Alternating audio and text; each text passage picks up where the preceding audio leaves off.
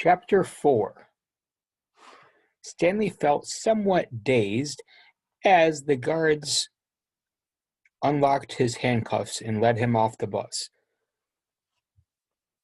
He'd been on the bus for over 8 hours. "Be careful," the bus driver said as Stanley walked down the steps. Stanley wasn't sure if the bus driver meant for him to be careful going on the steps or if he was telling him to be careful at Camp Green Lake.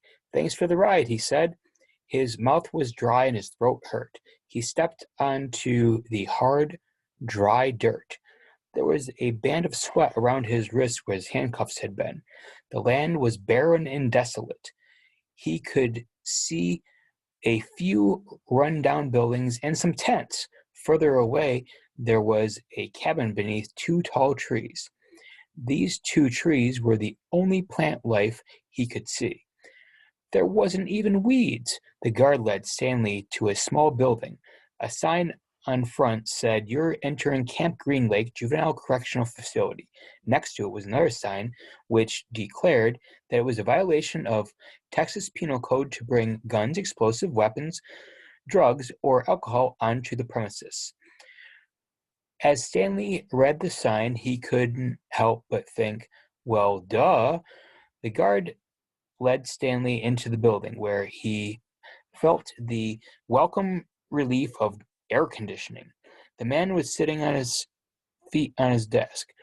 He turned his head when Stanley and the guard entered, but otherwise didn't move. Even though he was inside, he wore sunglasses and a cowboy hat. He held a can of soda, and a sight of it made Stanley even more aware of his own thirst. He waited while the bus guard gave the man some papers to sign.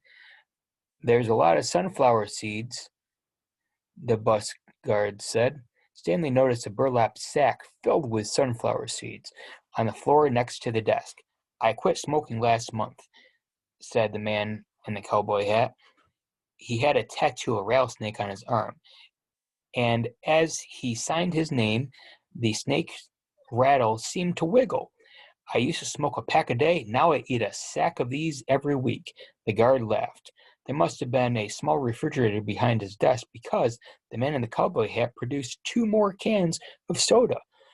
For a second, Stanley hoped that one might be for him, but the man gave one to the guard and one was for the driver. 9 hours here and 9 hours back, the guard grumbled. What a day.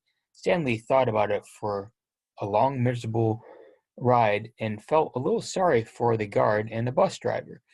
The man in the cowboy hat spit sunflower seed shells into the wastepaper basket. Then he walked around the desk and to Stanley. "My name's Mr. Sir," he said. "Whenever you speak to me, you must call me by my name. Is that clear?" Stanley hesitated. Yes, Mr. Sir," he said, though he couldn't imagine that was the man's real name. It was really the man's name. "You're not in the Girl Scouts anymore," Mr. Sir said. Stanley had to remove his clothes in front of Mr. Sir, who made sure he wasn't hiding anything. He was then given 2 sets of clothes and a towel. Each set consisted of a long-sleeved orange jumpsuit, an orange t-shirt, and yellow socks. Stanley wasn't sure if the socks had been yellow originally.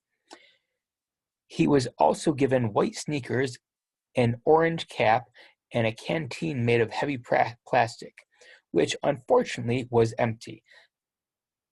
The cap had a piece of cloth sewn onto the back of it for neck protection. Dressed. The clothes smelled like soap. Mr. Sir told him he would wear 1 set to work in and 1 set for relaxation. Laundry was done every 3 days. On the days work clothes would be washed, the others would become his work clothes, and he would get clean clothes to wear while resting. "You are to dig 1 hole each day, including Saturdays and Sundays. Each hole must be 5 feet deep and 5 feet across in every direction. Your shovel is your measuring stick. Breakfast is served at 4:30. Stanley must have looked surprised because Mr. Sir went on to explain that they started early to avoid the hottest part of the day. No one is going to babysit you, he added. The longer it takes you to dig, the longer you will be in the sun. If you dig up anything interesting, you are to report it to me or any other counselor. When you finish, the rest of the day is yours. Stanley nodded to show he understood. This isn't a Girl Scout camp, said Mr. Sir. He checked Stanley's backpack and allowed him to keep it. Then he led Stanley outside into the blazing heat. Take a good look around you, Mr. Sir said. What do you see? Stanley looked out across the vast wasteland. The air seemed thick with heat and dirt. Not much, he said. Then hastily added Mr. Sir. Mr. Sir laughed. You see any guard towers? No. How about electric fences? No, Mr. Sir. There are no fences at all, is there? No, Mr. Sir. You want to run away? Mr. Sir asked him. Stanley looked back at him, unsure what he meant. If you want to run away, go ahead. Start running. I'm not going to stop you. Stanley didn't know what kind of game Mr. Sir was playing. I see you looking at my gun. Don't worry. I'm not going to shoot you. He tapped his holster. This is for yellow spotted lizards. I wouldn't waste a bullet on you. I'm not going to run away, Stanley said. Good thinking, said Mr. Sir. No one runs away from here. We don't need a fence. Know why? Because we've got the only water for 100 miles. You want to run away? You'll be buzzard food in 3 days. Stanley could see some kids dressed in orange and carrying shovels dragging themselves toward the tent. You thirsty? Asked Mr. Sir. Yes, Mr. Sir, Stanley said gratefully. Well, you better get used to it. You're going to be thirsty for the next 18 months. Chapter 5. There were 6 large gray tents, and each one had a black letter on it, A, B, C, D, or F. The first 5 tents were for the campers. The counselor slept in F. Stanley was assigned to D tent. Mr. Pendanski was his counselor. My name is easy to remember, said Mr. Pendanski, as he shook hands with Stanley just outside the tent. 3 easy words, Pendanski. Mr. Sir returned to his office. Mr. Pendanski was younger than Mr. Sir and not nearly as scary looking. The top of his head was shaved so close it was almost bald. His face was covered in thick, curly black beard. His nose was badly sunburned. Mr. Sir isn't really so bad, said Mr. Pendanski. He's just been in a bad mood ever since he quit smoking. The person you've got to worry about is the warden. There's really only one rule at Camp Green Lake. Don't upset the warden. Stanley nodded as if he understood. I want you to know, Stanley, that I respect you, Mr. Pendanski said. I understand that you've made some bad mistakes in your life. Otherwise, you wouldn't be here. But everyone makes mistakes.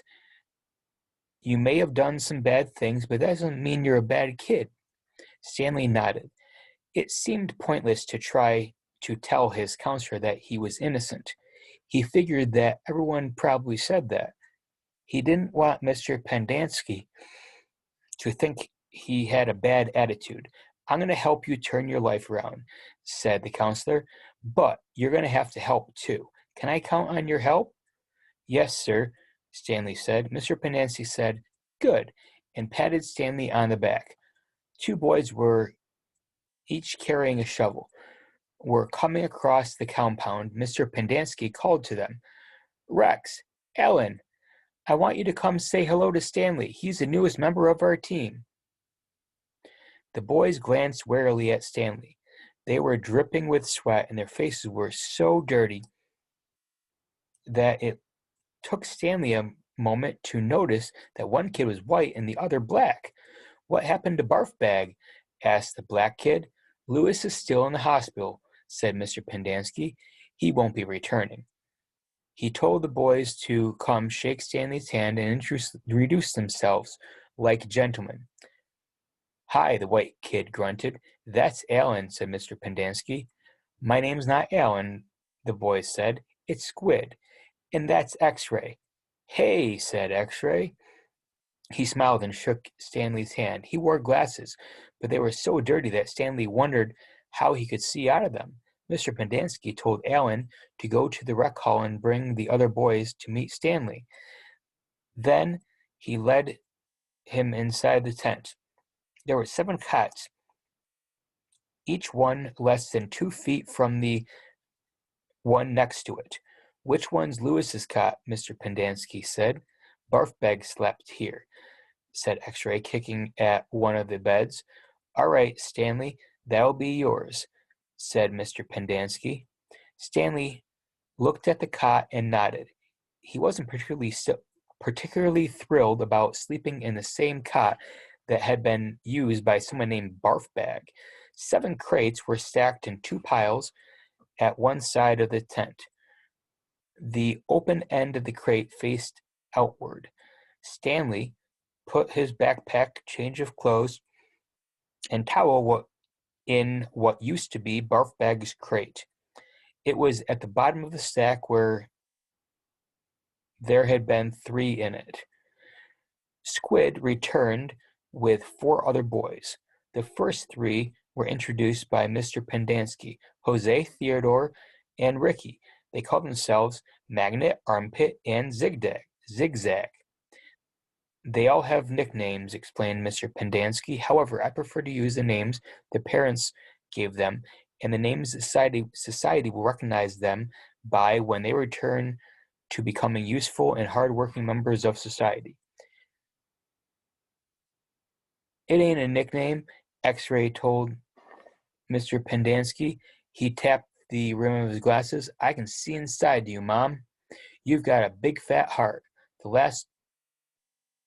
The last boy either didn't have a real nickname, or he didn't have real name, or didn't have a nickname. Both Mr. Pendanski and X-Ray called him Zero. "You know why his name's Zero?" asked Mr. Pendanski.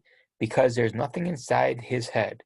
He smiled and playfully shook Zero's shoulder. Zero said nothing. "And that's Mom," a boy said. Mr. Pendanski smiled at him. "If it makes you feel better to call me Mom, Theodore, go ahead and call me Mom." He turned to Stanley. "If you have any questions, Theodore will help you. You got that, Theodore? I'm depending on you." Theodore spit a thin line of saliva between his teeth, causing some other boys to complain about the need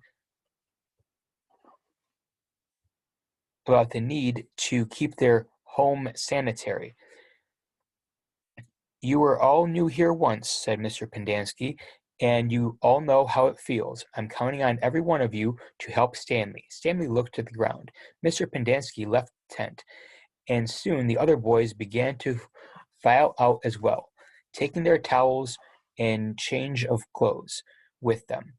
Stanley was relieved to be alone, but he also felt thirsty and as if he had died if he didn't get something to drink soon. "Hey, Theodore," he said, going after him, "do you know where I can fill my canteen?" Theodore whirled and grabbed Stanley by the collar. "My name is not Theodore," he said. "It's Armpit." He threw Stanley to the ground. Stanley stared up at him, terrified. "There's a water spigot on the wall of the shower stall." "Thanks, Armpit," said Stanley, as he watched the boy turn and walk away. He couldn't for the life of him figure out why anyone would want to be called Armpit. In a way, it made him feel a little better about having to sleep in a cot that had been used by someone named Barfbag. Maybe it was a term of respect.